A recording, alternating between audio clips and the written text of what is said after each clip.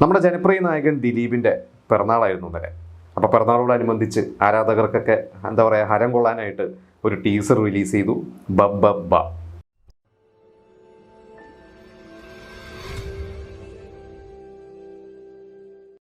അപ്പോൾ നമുക്കറിയാം, ദിലീപിൻ്റെ സിനിമകൾ എന്ന് പറയുമ്പോൾ കഴിഞ്ഞ കുറച്ച് കാലമായിട്ട് വിജയങ്ങളും പരാജയങ്ങളും ഒക്കെ കൂടി മിക്സ് ആയിട്ടാണ് അദ്ദേഹത്തിൻ്റെ എന്താ പറയുക ബോക്സ് ഓഫീസ് സ്റ്റാറ്റസ് എന്ന് പറയുകയാണെങ്കിൽ. അതായത് രാമലീല എന്ന് പറയുന്ന 2017 റിലീസ് ചെയ്ത ആ ഒരു സിനിമ അന്നത് ഭയങ്കര ബ്ലോക്ക് ബസ്റ്റർ ആയിരുന്നു. അപ്പോൾ അദ്ദേഹത്തിൻ്റെ വ്യക്തി ജീവിതത്തിലെ പല പ്രശ്നങ്ങളിലൂടെ കടന്നു പോകുന്ന ആ ഒരു സമയത്താണ് ആ സിനിമ ഇറങ്ങുന്നത്. പക്ഷേ ആ സിനിമ വളരെ വിജയമായി. പക്ഷേ അതിനുശേഷം ഇപ്പോൾ ഈ 2017 രാമലീല മുതൽ ഇപ്പോൾ ഈ അടുത്ത് റിലീസ് ചെയ്ത 2025 റിലീസ് ചെയ്ത പ്രിൻസ് ആൻഡ് ഫാമിലി വരെ എടുത്തു നോക്കിയാൽ ഈ ഒരു 8 വർഷത്തിനിടയ്ക്ക് കുറേ സിനിമകൾ ചെയ്തിട്ടുണ്ട്. പക്ഷെ അതിൽ എനിക്ക് തോന്നുന്നു ഭൂരിഭാഗം സിനിമകളും ബോക്സ് ഓഫീസിൽ പരാജയമായിരുന്നു. ഇപ്പോൾ നമുക്കറിയാം, ഇപ്പോൾ തങ്കമണി പോലത്തെ അല്ലെങ്കിൽ ബാന്ദ്ര പോലത്തെ ഒക്കെ സിനിമകൾ തിയേറ്ററിൽ പരാജയപ്പെട്ട സിനിമകളാണ്. അത് OTT-ലോ മറ്റു സാറ്റലൈറ്റിലോ ഒന്നും വന്നിട്ടില്ല. ശരിക്കും അത് നിർമ്മാതാവിന് നഷ്ടമായ സിനിമകളൊക്കെ തന്നെയാണ്. പക്ഷെ അതിൻ്റെ ഇടയ്ക്ക് നമുക്കറിയാം ബാലൻ വക്കീൽ എന്ന് പറയുന്ന ഒരു സിനിമ, അത് ബി ഉണ്ണികൃഷ്ണൻ സംവിധാനം ചെയ്ത സിനിമ, അത് അത്യാവശ്യം വിജയമായൊരു സിനിമയായിരുന്നു.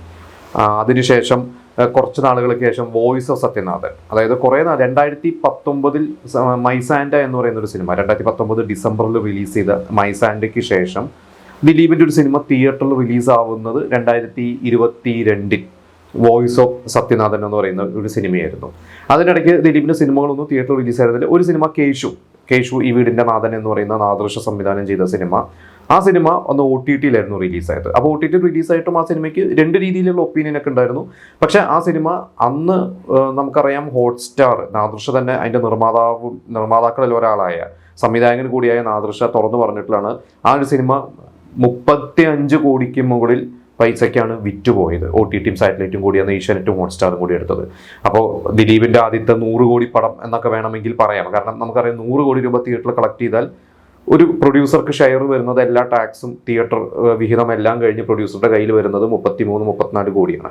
അപ്പോൾ ആ ഒരു പൈസ ഈ ഒരൊറ്റ സിനിമയ്ക്ക് കിട്ടി. അപ്പോൾ ദിലീപിൻ്റെ ശരിക്കും ഏറ്റവും കൂടുതൽ നിർമ്മാതാവിന് ഷെയർ നേടിക്കൊടുത്ത ഒരു സിനിമ ശരിക്കും ഈ കേശു ഈ വീടിൻ്റെ നാഥൻ തന്നെയാണ്.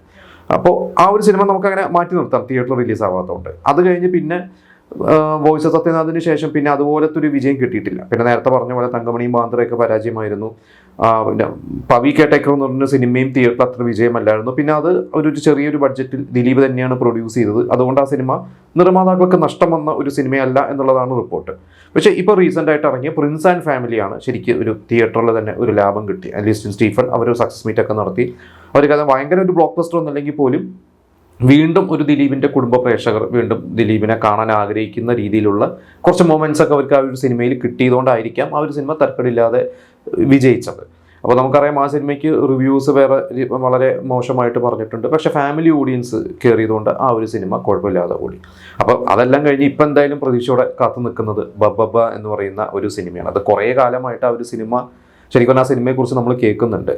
അത് നമ്മുടെ ഫഹീം സഫർ, പിന്നെ അതുപോലെ നൂറിൻ ഷെറീഫ് അവരാണ് എഴുതുന്നത്. ധനഞ്ജയ് എന്ന് പറയുന്ന പുതിയൊരു ഡയറക്ടർ, എനിക്ക് തോന്നുന്നു ധനഞ്ജയ് വിനീത് ശ്രീനിവാസൻ്റെയൊക്കെ സിനിമകളുടെയൊക്കെ അസോസിയേറ്റ് ആയിട്ട് എനിക്ക് ലവ് ആക്ഷൻ ഡ്രാമ, ധ്യാൻ ശ്രീനിവാസൻ്റെ ലവ് ആക്ഷൻ ഡ്രാമ പോലത്തെ സിനിമകൾ അവരുടെ ഒരു വിനീത് ധ്യാൻ ക്യാമ്പിൽ നിന്നാണ് ധനഞ്ജയ് വരുന്നത്. അപ്പോൾ ധനഞ്ജയ് അഡീഷണൽ സ്ക്രീൻ പ്ലേ ഉണ്ട്. അപ്പോൾ ഇത് വിനീത് ശ്രീനിവാസ്, ധ്യാൻ, പിന്നെ ദിലീപ്, ഇങ്ങനെയായിരുന്നു എൻ്റെ ഒരു അനൗൺസ്മെൻറ്റ്. അതിലേക്ക് നമ്മുടെ സ്വന്തം സൂപ്പർ സ്റ്റാർ ലാലേട്ടനും കൂടിയും എൻ്റർ ആയിരിക്കുകയാണ്. അപ്പോൾ അതൊരു വലിയൊരു സിനിമ തന്നെയായിരിക്കും എന്നുള്ള കാര്യത്തിൽ ഉറപ്പ് തന്നെയാണ്. അത്ര പ്രതീക്ഷയാണ്. ഗോകുലം ഫിലിംസാണ് അവരാണ് അത് പ്രൊഡ്യൂസ് ചെയ്യുന്നത്. ഇപ്പോൾ ഡിസംബർ 17-നാണ് ആ ഒരു സിനിമയുടെ റിലീസും കാര്യങ്ങളൊക്കെ ഫിക്സ് ആയിരിക്കുന്നത്. അപ്പോൾ ആ ഒരു സിനിമയുടെ കഥയോ അല്ലെങ്കിൽ അതിൻ്റെ മറ്റു കാര്യങ്ങളോ കഥാപാത്രങ്ങൾ എന്താണ് എന്നൊന്നും പുറത്ത് ഇതുവരെ അവർ വിട്ടിട്ടില്ല. എനിക്കും അറിയില്ല. പക്ഷേ ഇതിനെക്കുറിച്ചുള്ള റിപ്പോർട്ട്സ് ഇപ്പോൾ ലാലേട്ടൻ തന്നെ ഒരിക്കൽ ഒരു ഇതിൽ പറഞ്ഞിട്ടുണ്ടായിരുന്നു. അതായത് ഇത് ഒരു ലോജിക്കും ഇല്ലാതെ എന്താ പറയുക, ദ വേൾഡ് ഓഫ് മാഡ്നസ്, അങ്ങനെയൊക്കെയാണ് അതിൻ്റെ ഒരു ട്രെയിലറിൽ കണ്ടത്. പിന്നെ ആ ട്രെയിലർ നമുക്ക് ട്രെയിലറല്ല ടീസർ കഴിഞ്ഞ ദിവസം റിലീസ് ചെയ്ത ടീസർ കാണുമ്പോൾ നമുക്കറിയാം അതിലിങ്ങനെ പറയുന്നുണ്ട്. അതായത് ഒരുപാട് കാര്യങ്ങൾ അയാളെക്കുറിച്ച് കേൾക്കുന്നു. തളർത്താൻ പറ്റുമോ എന്ന് ചോദിച്ചപ്പോൾ തളർത്താൻ പറ്റില്ല എന്ന് പറഞ്ഞ് അത് ഈ പറയുന്ന പോലെ ദിലീപ് ഫാൻസിനെയൊക്കെ ഒന്നൊരു കോരിത്തിരിപ്പിക്കുന്ന തരത്തിലുള്ള ഒരു ടീസർ തന്നെയാണത്. പിന്നെ അതിൽ പറയുന്നുണ്ടല്ലോ ഈ പ്രാവശ്യം എന്തായാലും മിസ്സാവില്ല എന്ന് പറയുന്നുണ്ട്. പിന്നെ അഴിഞ്ഞാട്ടം എന്നൊക്കെ കുറേ ലാലേട്ടൻ്റെ ഒരു വോയിസും കാര്യങ്ങളൊക്കെ വരുന്നത്. അപ്പോൾ എന്തായാലും ഡിസംബറിലാണ്, ക്രിസ്മസിനാണ്, വെക്കേഷൻ സമയത്താണ്, ആഘോഷത്തിൻ്റെ സമയമാണ്.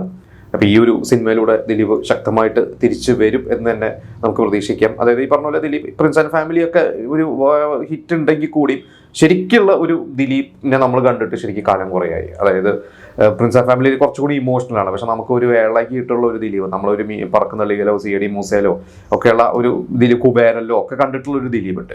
ഒരിക്കലും നമുക്ക് ആ ഒരു പഴയ കോമഡിയോ അല്ലെങ്കിൽ പഴയ തരത്തിലുള്ള കോമഡി എന്നല്ല ഞാൻ ഉദ്ദേശിച്ചത്. പക്ഷെ ദിലീപ് എന്ന് പറയുന്ന ഒരു നടന്റെ സ്വാഗ് ഇന്നത്തെ ഒരു ന്യൂ ജനറേഷൻ, എനിക്കൊന്ന് ഇവർ വിനീതും ധ്യാനായിട്ട് പ്രിൻസ് ആൻഡ് ഫാമിലിയിൽ ദിലീപ് അഭിനയിച്ചിട്ടുണ്ട്. പക്ഷെ അതൊരു അധികം സീൻസ് ഒന്നും ഇല്ല ശരിക്കും.